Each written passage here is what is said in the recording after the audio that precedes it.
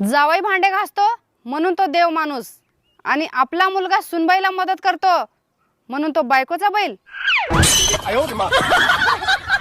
माझ्या एका प्रश्नाचं उत्तर आजपर्यंत एका पोरीला सुद्धा देता आले नाही. एवढा अवघड आहे का तो प्रश्न? मला विचार, मी सांगून राहते. तुझा फोन नंबर सांग. सच बोलूं तो झूठ लगता है, झूठ बोलूं तो मजाक लगता है, मजाक करूं तो बुरा लगता है, मैं करूं तो करूं क्या, बोलूं तो बोलूं क्या. अहो भाकरी बनवू का खिचडी बनवू? भाकरी बनव ग भाकरी. काय म्हणला ऐकू ये ना. भाकरी बनव म्हणलो भाकरी.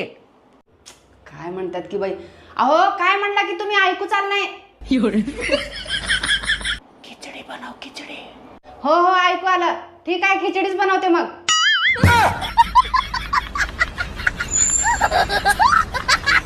हो आधी तर तुम्ही लय मंदिरात जायचे, आता का जात नाही? ना आता तू मिळालीस ना. वाह क्या मुस्कुराहट है. आता देवावरनं विश्वास उठलाय. अहो ऐका की, मला दवाखान्याला घेऊन चला की. का काय झाले? मला कसं तरच होऊ लागले.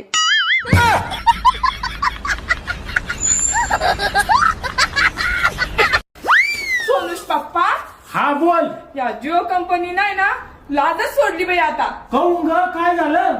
मला सांगा सोनुष पप्पा, मी दारू पिते का? नाही पिते का मी दारू? नाही पेत तू दारू.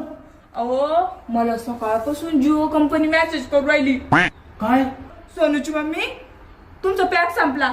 सोनूची मम्मी तुमचा पॅक संपला.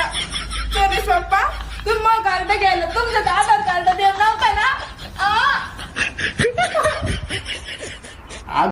बेबी ये सूट ना मुझे बहुत अच्छा लगा. इसमें ना मुझे सेम दूसरे रंग में एक और सूट चाहिए, दिला दोगे?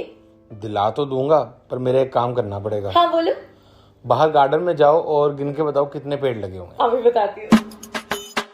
बेबी टोटल 3 पेड़ लगे हुए हैं, एक आम का, एक अमरूद का और एक पपीते का.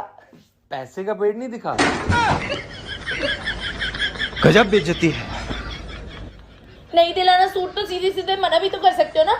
खाम का पेट गिनने भेज दिया मुझे. जैसे तो तुम मेरी बात मान लेती है ना.